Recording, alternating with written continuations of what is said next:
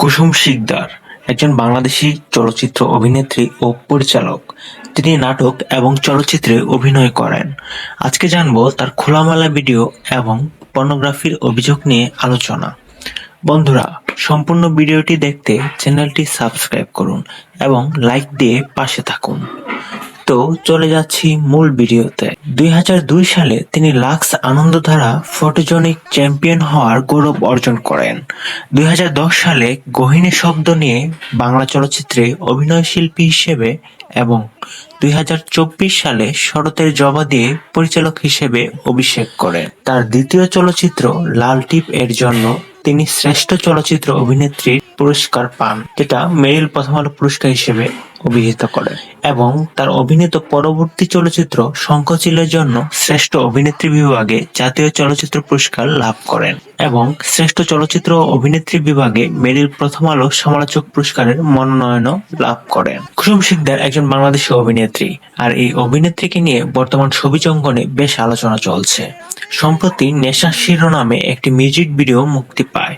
মুক্তির পর থেকে ভিডিওতে কুসুম শিকদারের খোলামেলা ও আবেদনময়ী উপস্থিতি নিয়ে গণমাধ্যম ও সামাজিক মাধ্যমে জোর সমালোচনা চলছে। 3 আগস্ট বঙ্গ নামের প্রতিষ্ঠানের ইউটিউব চ্যানেলে বঙ্গবিডি থেকে কুসুম শিকদারের নেশা শিরোনামে একটি মিউজিক ভিডিও মুক্তি পায়। মুক্তির পর থেকে ভিডিওতে কুসুম শিকদারের খোলামেলা ও আবেদনময়ী উপস্থিতি নিয়ে গণমাধ্যমে ও সামাজিক মাধ্যমে জোর আলোচনা চলছে এবং সমালোচনা চলছে সমান তালে। গানটির বৈধ অবৈধ সব ভিডিও ও টিজার 72 ঘন্টার মধ্যে ইউটিউব থেকে সরিয়ে ফেলার জন্য আইনি নোটিশ দেওয়া হয়েছিল, যদিও কুসুম নেশায় খোলামেলা ছিলেন না বলে দাবি করেছেন। ভিডিওতে খোলামেলা উপস্থিতি প্রসঙ্গে অভিনেত্রী কুসুম শিকদার বলেন, অনেকেই বলছে আলোচনায় আসার জন্যই নেশা গানটির মিউজিক ভিডিওতে আমাকে একটু ভিন্নভাবে দেখা গেছে, তবে মানুষের ধারণা ঠিক নয়।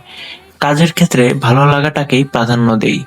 লাল টিপ ছবির গানেও বাণিজ্যিকভাবে আমাকে উপস্থাপন করেছিলেন পরিচালক, কিন্তু ওই গান দেখে তখন কেউ সমালোচনা করেননি। তাহলে এই ভিডিও নিয়ে কেন সমালোচনা হচ্ছে মাথায় আসছে না। তিনি আরো বলেন, আমি কাজে বিশ্বাসী, আন্তর্জাতিক মান রেখে বাণিজ্যিকভাবে কাজটি করেছি, এতটুকুই। এছাড়া ভিন্ন আঙ্গিকে নতুন নতুন কাজের প্রতি আগ্রহ বেশি আমার। সিনেমার ক্ষেত্রে গহীনের শব্দ থেকে ভিন্নভাবে লাল টিপ ছবিতে কাজ করেছি। শঙ্খচিল সম্পর্কে তো সবারই জানা। আন্তর্জাতিকভাবে নিজেকে তুলে ধরা এবং ভিন্ন আঙ্গিকে আমার ভক্ত ও দর্শকের সামনে উপস্থিত হওয়ার জন্যই গানের ভিডিওতে এবার প্রথমবার মডেল হয়েছি। তো আজ এই পর্যন্তই বন্ধুরা। প্রতি বৃহস্পতিবার, শুক্রবার এবং শনিবার আমাদের চ্যানেলে ভিডিও আপলোড দিয়ে থাকি। এমন আরো ভিডিও পেতে আমাদের চ্যানেলটিকে সাবস্ক্রাইব করে রাখুন। ধন্যবাদ।